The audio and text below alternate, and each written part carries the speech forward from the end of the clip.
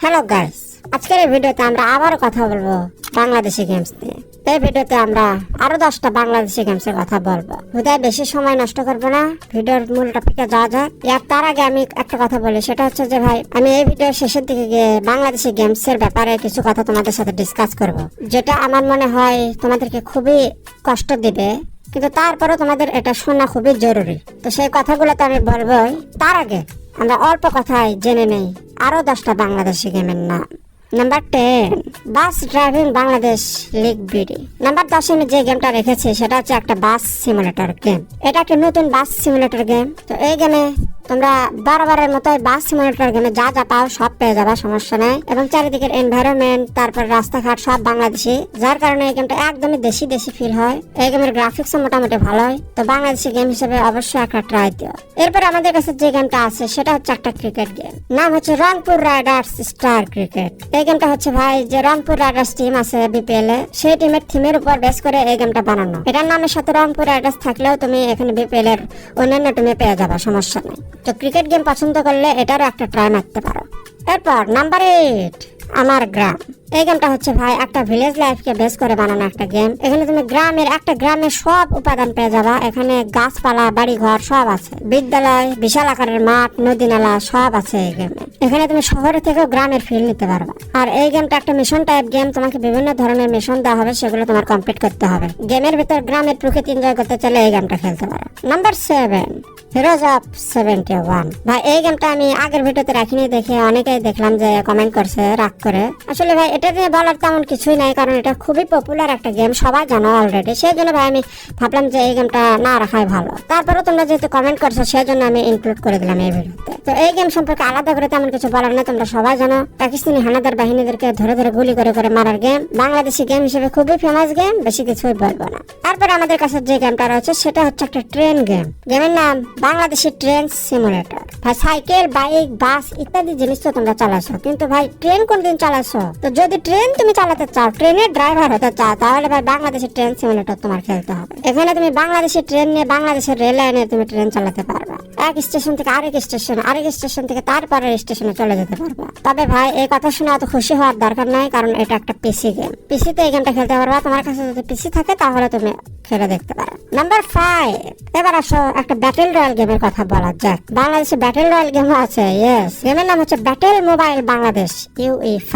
তো এই গেমে ভাই তোমরা দেখতে পাচ্ছ যে বাংলাদেশি একটা ফিল এমনিতে পাওয়া যায়। ম্যাপের ভেতরে বাংলা অনেক লেখা আছে এবং তোমরা দেখলেই বুঝতে পারবে এটা একটা বাংলাদেশি গেম। তবে এই গেমটা খেলে তুমি কতটা মজা পাবা ব্যাটেল রয়্যাল হিসেবে সেটা আমার জানা নাই, বাট তারপরও একটা ট্রাই তুমি দিতে পারো যদি বাংলাদেশে ব্যাটেল রয়্যাল কোনো গেম খেলতে চাও। নাম্বার 4, মুক্তি ক্যাম্প।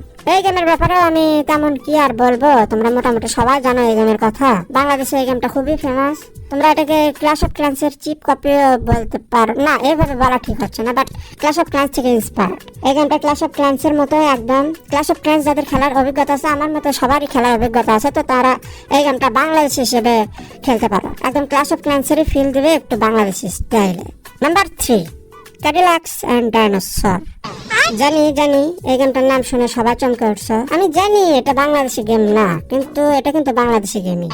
মানে আমিও জানি এটা একটা বিদেশি গেম, কিন্তু এটাকে বাংলাদেশের মানুষ খেলে খেলে এমন পর্যায়ে নিয়ে গেছে যে এটা বাংলাদেশি গেম হিসেবে ধরা যায়। এই গেমের ডেভেলপার হয়তো বিদেশি, কিন্তু গেমটা আমাদের। এই গেমটাকে আমরা সবাই মোস্তফা গেমস নামে জানি। তো এটা বিদেশে ক্যাডিলাক্স এন্ড ডাইনোসর নামে পরিচিত হলেও বাংলাদেশের যেহেতু এটা মোস্তফা গেম, আর মোস্তফা গেম হচ্ছে বাংলাদেশের। তো ভাই এটা কিন্তু সবাই ছোটবেলায় গেমের দোকানে গিয়ে খেলছো, তো এখনো তোমরা কিন্তু চাইলে এই গেমটা খেলতে পারবে এবং বুঝতে পারবে যে বাংলাদেশের আগের এই গেমগুলো কতটা পপুলার ছিল এবং কত জোশ ছিল। তো এই মোস্তফা গেম যদি তোমরা মোবাইলে খেলতে চাও তাহলে তোমরা এক কাজ করো, তোমরা এই চ্যানেলটা সাবস্ক্রাইব করো এই মুহূর্তে, কারণ আমি এক সপ্তাহ পরে একটা ভিডিও দেবো, সেখানে এই গেমটা কিভাবে খেলা লাগে মোবাইলে সেটা আমি দেখাবো। তো সেটা দেখার জন্য অবশ্যই চ্যানেলটা সাবস্ক্রাইব করে রাখো। এবার আসো পরের গেমে। আমাদের পরের গেমটা যেটা আছে সেটা ভাই বলারই অপেক্ষা রাখে না, the one and only zero hour. Proud feel হয় এই গেমটা দেখলে, ভাই প্রাউড ফিল হয় যে বাংলাদেশে এই ধরনের গেম আছে এবং বাংলাদেশে একটা গেম ভাই বিশ্বের দরবারে এত ফেমাস। এটা সেই গেম যেটাকে ভাই একটা উন্নত বিশ্বের একটা গেমের সাথেও কম্পারিজনে ফেলা যায়, সেটা হোক গেমের গ্রাফিক্স, সেটা হোক গেম প্লে, সবকিছুতে। তো এই গেমটা কিন্তু বাংলাদেশের এখন পর্যন্ত আসা বেস্ট গেম এভার। কিন্তু সমস্যা হচ্ছে এটা শুধুমাত্র পিসিতে অ্যাভেলেবল আছে, পিসি ছাড়া এটা খেলা সম্ভব না। তো যাদের পিসি আছে অবশ্যই এই গেমটা খেলবে, অবশ্যই। Number 1, Dhaka vice city. Yes, আমি জানি এটা বাংলাদেশি গেম না, কিন্তু ঢাকা ভাইস সিটি যেটা জিটিএ ভাইস সিটির মড যেটা, সেটা আমাদের বাংলাদেশি গেম। জিটিএ ভাইস সিটিকে মড করে যেটা বাংলায় কনভার্ট করে ঢাকা ভাইস সিটির নাম দেওয়া হয়েছিল, সেটা ভাই এখন পর্যন্ত মাস্টারপিস। আর এই গেমকে বাংলাদেশি গেম বলবো না কেন? এখানে ভাই কথা বাংলায়, অর্থাৎ ডায়লগ গুলা বাংলায়, এবারে যতগুলো গান আছে সবগুলো বাংলায়, তো এটাই তো ভাই বাংলাদেশি গেমই। তো ঢাকা ভাইস সিটি হচ্ছে ভাই তোমাদেরকে বলার কিছুই না, এটা স্মরণকালের সেরা গেম। তো একজন বাংলাদেশি হিসেবে তোমার অবশ্যই এই গেমটা খেলা উচিত, বেশি কিছুই বলবো না। তোমরা যদি এই গেমটা মোবাইলে খেলতে চাও তাহলে তোমরা আমার এই ভিডিওটা দেখে আসো, কারণ এই ভিডিওতে আমি ওই গেমের লিঙ্ক দিয়ে রাখছি, তোমরা দেখলেই পেয়ে যাওয়া। তো এই হলো 10টা বাংলাদেশি গেম যেগুলো তোমরা বাংলাদেশ হিসেবে খেলতে পারো। আর এই গেমস গুলা ভাই তোমরা প্লে স্টোরে তো অবশ্যই পাবা না, এই গেমস গুলা তোমার অবশ্যই গুগলে সার্চ মারতে হবে। যেই গেমই দরকার সেটা তুমি গুগলে সার্চ মারো। তোমরা গুগলে গিয়ে এই গেমস গুলা যেগুলো আমি বললাম সেগুলোর নাম লিখে সেখানে শেষে লিখে দেওয়া বাংলাদেশি গেমস, তাহলে চলে আসবে। প্লে স্টোরে এসবের বেশিরভাগই খোঁজাখুঁজি করে লাভ নাই, কারণ এগুলো প্লে স্টোর থেকে উড়ে দেয়। এখন আসো খুবই গুরুত্বপূর্ণ কথা, যেটা আমি ভিডিওর প্রথমে বলছিলাম যে আমি কিছু কথা বলতে চাই। ভাই টু বি অনেস্ট, আমি তোমাদের কাছে একদমই সত্য কথা বলি, বাংলাদেশের যে 99% গেমস তৈরি হয় এগুলো ভাই খেলা তো ভাই দূরের কথা, দেখার যোগ্য না। এগুলো হচ্ছে আমি কিসের সাথে তুলনা করি ভাই, এগুলো হচ্ছে গুয়ের সমতুল্য, মানে গুয়ে আর চেয়ে ভালো আছে। দেখো ভাই আমি কিন্তু তোমাদের সাথে অনেস্ট থাকতে যাচ্ছি, আমি কিন্তু তোমাদেরকে বলতে পারতাম ও মাই গড বাংলাদেশি গেম কি সুন্দর গ্রাফিক্স, কি সুন্দর ফিজিক্স, তারপরে এগুলো তো ভাই সেই রকম, এসব কিন্তু আমি বলবো না। এবং আমি যদি ভিডিওতে বলিও যে এই গেমটা সুন্দর, কিন্তু আমিও মনে মনে জানি যে এগুলো মানে আমাকে দিলে তো ভাই আমি খেলবো না, আমাকে দিলে খেলবো না। আমি লাস্টের যে তিনটা গেম বললাম, এই তিনটা বাদ দিয়ে আগের গুলো আমি কখনোই খেলবো না। আমিও চাইলে বানাতে পারতাম 5টা করে গেমের নাম বলতাম প্রত্যেক ভিডিওতে বাংলাদেশি গেম নিয়ে। এই বাংলাদেশি গেমসের ভিডিওগুলোতে ভিউজ আসে বেশি, আগের বাংলাদেশের গেমের ভিডিওতে ভালো ভিউজ আসছে, সেই জন্য আমি এই ভিডিওটা বানালাম। কিন্তু আমিও জানি এই গেমস গুলো একদমই মানে খেলার যোগ্য না, একদমই নিকৃষ্ট। সত্য সবসময় তো হয়, এবং এটা শুনতে কষ্ট লাগলো, দিস ইজ ফ্যাক্ট। বাংলাদেশের ডেভেলপাররা গেম বানাতে পারে না। বাংলাদেশি ডেভেলপারদের কাছে গেম মানে কি জানো ভাই? 71-এর চেতনা। প্রত্যেকটা গেমে ভাই এই মুক্তিযুদ্ধ না হলে 71-এর চেতনা না ঢুকালে ভাই এদের গেম বানানো হয়। হয় 71-এর চেতনার উপর মুক্তিযুদ্ধের উপর গেম বানাবে, না হলে ভাই একটা শিশু তো গেম বানিয়ে রাখবে। মানে এদের কাছে গেম মানে হচ্ছে ভাই শিশুদের জন্য, এদের বড়রা কি গেম খেলতে পারে নাকি? শুধুমাত্র আমরা কি করবো, ছোট বাচ্চাদের জন্য গেম বানাবো, এবং ছোট বাচ্চাদের কি করবো, শুধুমাত্র গেমের মধ্যে শিক্ষা ঢোকানো লাগবে। এদের হচ্ছে এটা মানে মেজাজটা খারাপ করে দেয়। কেন সব গেমে শিক্ষা ঢোকানো লাগবে, আর সব গেমেই কেন চেতনা ঢোকানো লাগবে? আমরা গেমের মাধ্যমে মুক্তিযুদ্ধের চেতনা সবার মধ্যে ছড়িয়ে দিতে চাই, গেমের মাধ্যমে আমরা ছেলে পেলেদের শিক্ষা দিতে চাই। আরে ভাই শিক্ষার জন্য কি স্কুল কলেজ নাই নাকি? আরেক ধরনের গেম পপুলার, সেটা হচ্ছে ভাই সিমুলেটর, বাংলাদেশের বাস সিমুলেটর গেম। আরে ভাই বাস সিমুলেটর গেম অত কে খেলে? এগুলো খেলে বাচ্চারা, একদম ছোট যারা শিশু। আর এমন অবস্থা ধরছে যে বাংলাদেশের সব মানুষকে, সব গেমারদেরকে ভাই বাস ড্রাইভার বানাবে। আরে ভাই আমরা কি বাস ড্রাইভার হওয়ার জন্য বসে আছি নাকি?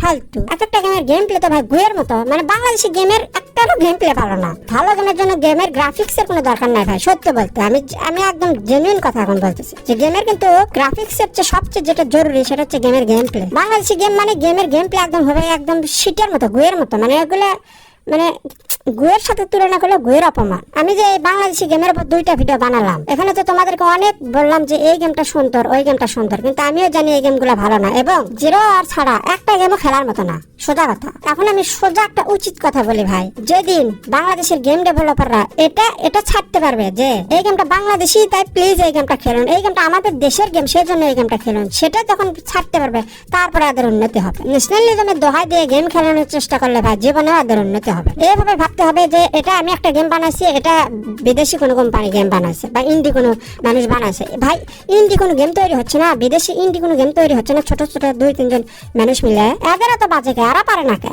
আমি হাজার উদাহরণ দিতে পারবো। Temple run, hill climb racing, এগুলো কত সাইজের গেম, এগুলো কি বড় সাইজের গেম, আর এগুলো কি ভাই হাজার মানুষ মিলে তৈরি করছে, কিন্তু এগুলো ভাই ওয়ার্ল্ড ফেমাস গেম। কিন্তু এদের দ্বারা হয় না কেন? এদের কাজই হচ্ছে শুধু বাংলাদেশি মানুষদের টার্গেট করা, আর বাংলাদেশি মানুষদের যে আমরা বাংলাদেশি গেম ভাই, আমরা বাংলাদেশি মানুষ মিলে তৈরি করছি, তাই বাংলাদেশি মানুষ হিসেবে এই গেমটা তোমার খেলতেই হবে, আপনাদের খেলতে হবে। কেন?